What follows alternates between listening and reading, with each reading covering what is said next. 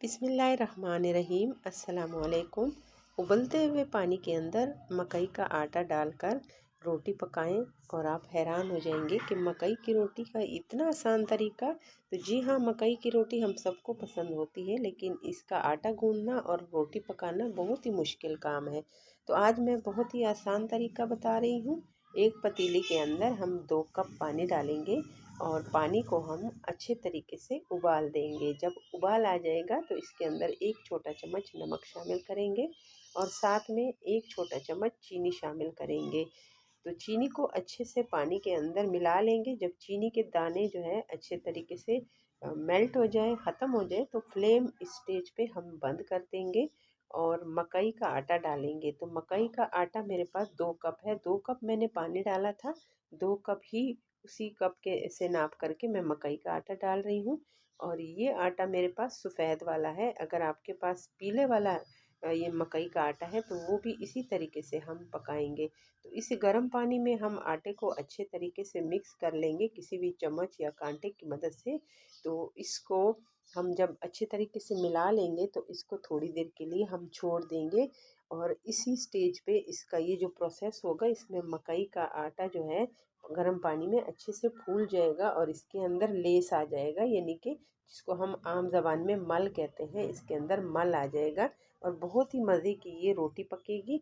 तो इसको अभी 10 मिनट के लिए रेस्ट देते हैं। उसके बाद चेक करते हैं तो अभी भी ये थोड़ा सा गर्म है, क्योंकि हाथ बर्दाश्त नहीं कर रहा। थोड़ा सा और टाइम देते हैं। तो थोड़ा सा और टाइम मैंने इसको दिया और अब आप देख सकते हैं मकई के आटे ने सारा पानी एब्जॉर्ब कर लिया और ये थोड़ा सा सख्त भी हो गया। तो इसको गूंदने के लिए हम किसी बड़े बर्तन के अंदर डाल लेते हैं। तो यहाँ पे जो इसके गूंदने का मरहला है, ये 5 से 6 मिनट या 6 से 7 मिनट तक हो सकता है। और आप हथेली की मदद से अच्छी तरह इसको मल मल के इसको गूंदेंगे, ताकि इसके जो दाने हैं वो स्मूथ हो जाए और इसके लम्स वगैरह सारे ख़त्म हो जाए। और इस तरीके से अगर आप आटा गूंदेंगे तो आपकी रोटी बहुत ही ज़बरदस्त बनेगी। और अगर आपको मुश्किल हो रही हो तो आप हाथों पे थोड़ा सा ऑयल लगा के इसको गूंद सकते हैं, जैसे कि मैंने थोड़ा सा ऑयल लगा लिया था। और ये बिल्कुल परफेक्ट आटे की तरह गूंद किया है, जैसे गंदम का आटा होता है। और अब हम रोटी पकाने की तैयारी करते हैं। तो उसके लिए भी मैं आपको एक नया तरीका बता रही हूँ, बहुत ही आसान, जिससे हमारी रोटी बहुत ही अच्छी बनेगी। ये एक शॉपर मोटे वाला मैंने लिया है, उसके 2 हिस्से कर दिए मैंने और दोनों पे मैंने ऑयल लगा लिया है। एक हिस्सा मैंने नीचे रख दिया है, जिसके ऊपर मैंने पेड़ा रख दिया, और शॉपर का दूसरा हिस्सा मैं इस पेड़े के ऊपर रख दूँगी। और अब इसको मैं पेड़े को मैं रोटी की तरह बेलूँगी, बड़ा करूँगी। और इस तरीके से जो रोटी है मकई की, वो बिल्कुल भी चिपकेगी नहीं और आराम से बड़ी हो जाएगी ये रोटी। और इसका निकालना भी बहुत ही आसान है। अक्सर हम जब हाथों में रोटी उठाते हैं तो वो वहीं पे टूट जाती है। तो इस तरीके से हमारी रोटी बिल्कुल भी नहीं टूटेगी। और अब अगर आप चाहें तो जितना आपने इस रोटी को बेला है ऐसे ही उठा के तवे पे पका लें, लेकिन मैं आपको एक और तरीका भी बता रही हूँ।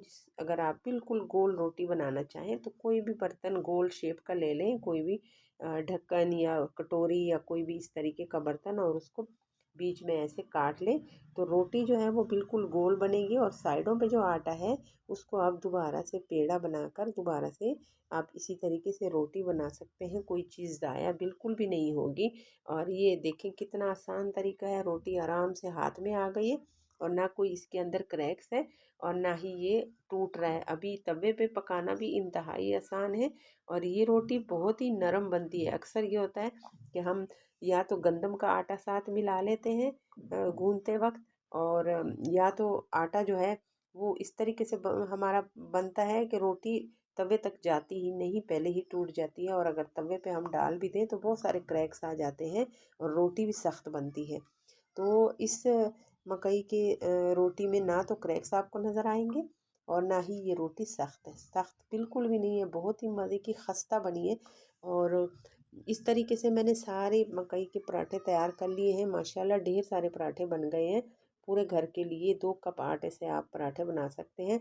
और इन पराठों को आप तैयार करके आपके घर में अगर सरसों का साग बना हुआ है तो बहुत ही मज़े की लगेगी। अगर चटनी है, चटनी के साथ सर्व कर लें। चटनी भी नहीं है तो आप दही के साथ खा लें या चाय के साथ खा लें।